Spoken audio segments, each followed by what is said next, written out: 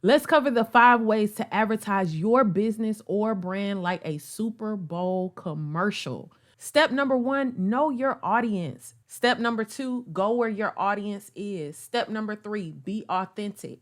Step number 4, create strong emotion. And step number 5, be consistent. Watch along as I react to a CNBC News interview where they go over Super Bowl commercials 2024. The Super Bowl is not just a championship football game. It's also one of the biggest, if not the biggest day for advertising. Top brands paying about $7 million for a 30-second commercial that could be seen by more than 100 million viewers.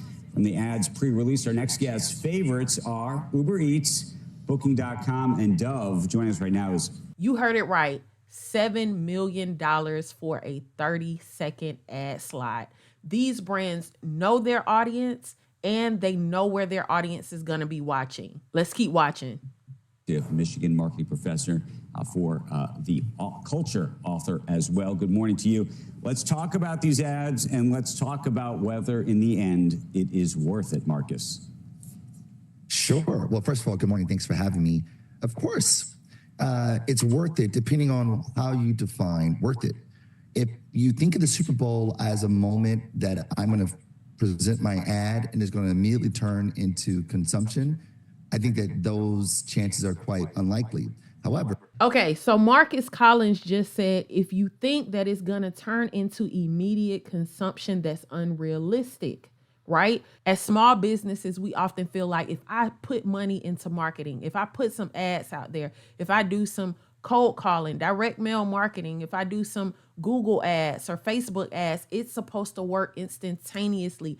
And that's just not how it works. Initially, people need to get to know you. These are huge brands and they are willing to pay $7 million.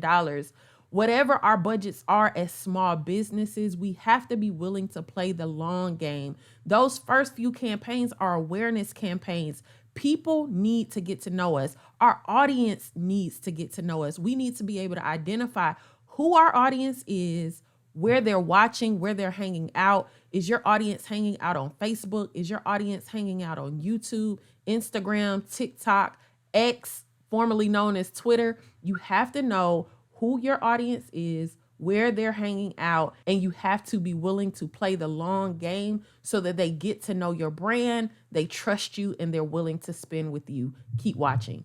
if you see the Super Bowl as a media moment where everyone's watching shoulder to shoulder, and I can create a catalyst that gets people talking, that gets my brand and its context in the cultural zeitgeist that govern how people behave, well, that's a win because we understand the value and the influence of culture and how those things drive consumption. So if I can position my business in a place where I'm going to be seen, I can add value, I can build trust, it is going to benefit me in the long run. And that's how we have to think about marketing.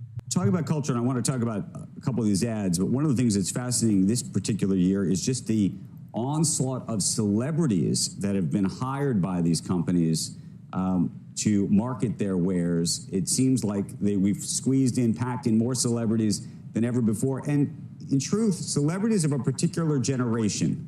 What do you make of that? Well, celebrities provide additional media and they allow us to invest ourselves into a spot, into an ad, because we have some relationship with the celebrity. Not only that, but the celebrity provides context. So if I'm setting up a joke, if I'm setting up a premise, the celebrity puts that premise in a context where the audience can get involved very quickly.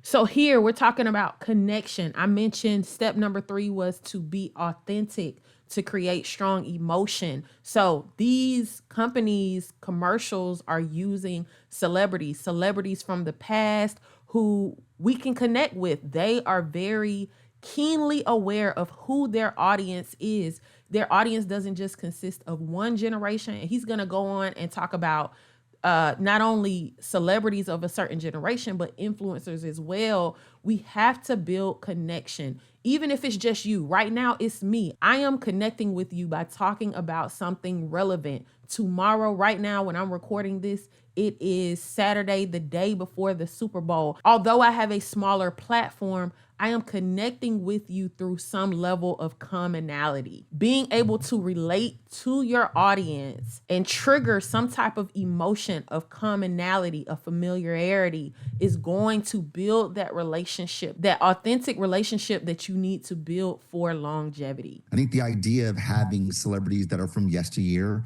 that are in some ways kind of nostalgic, allows for a bigger door to invite more people to be a part of it, to see themselves in it. I think when you use people who are much more recent, they help provide a sense of recency for people who are perhaps more used to understanding the celebrity of an influencer, to see their favorite influencer on screen goes, oh, you get it. You're one of us. And as a result, they feel more connected to the brand. Okay, so Marcus, let's talk about one of the ads that we've been running. Again, connection to the brand. And that doesn't have to cost a fortune. It's costing these corporations and these brands a fortune, but it doesn't have to cost you a fortune. Look for opportunities to connect with your audience on things that are relatable, things that are on the same playing field, so that you stand out and so that you are memorable. While you've been speaking, I don't know if you've been able to see it, is the Uber Eats ad with Jennifer Aniston, David Schwimmer. You got Beckham in there. Got a whole bunch of folks. You like that ad a lot. Why? I thought it did a really good job of playing on this notion of forgetting, right? If you forget a thing, Uber Eats got you. And it provides context with something that's more recent, i.e. the meme of David Beckham and his wife, something that's a bit more nostalgic, like Friends, and something that is contextual to the game, like Usher. And then having people we don't know to just provide a round sense of what this ad is trying to communicate and the value proposition that Uber Eats provides. It's funny, I think it's contextual, and I think it's quite relevant. Okay, you like Dove. Why do you like Dove? Because this is Dove doing what it's always done, preaching the gospel. Dove has been a brand that is inconspicuous, but very forthright and very consistent about how it sees the world. Dove believes in providing self-esteem and providing a sense of confidence, especially for women. And here's Dove using this big media moment contextually relative to the game, saying that girls need to feel more confidence so that they stay in sports. This is Dove being consistent in their brand, but also ensuring that their message is aligned with the contextual moment that we're observing, sports.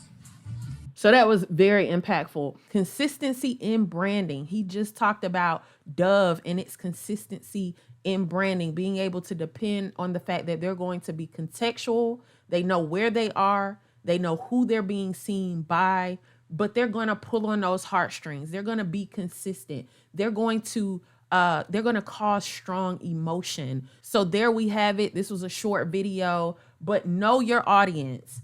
Go where your audience is. Be authentic, create strong emotion, and be consistent. I hope you guys enjoy Super Bowl Sunday, getting to feast on your favorite snacks and hang out with your family and friends. If you have some time, leave a respectful and engaging comment. Have you watched the commercials? What commercials have been most impactful for you? Are you learning any lessons that you're going to take into your business or into your brand? I want to hear from you. Thanks so much for watching. Until next time, guys, have a good one.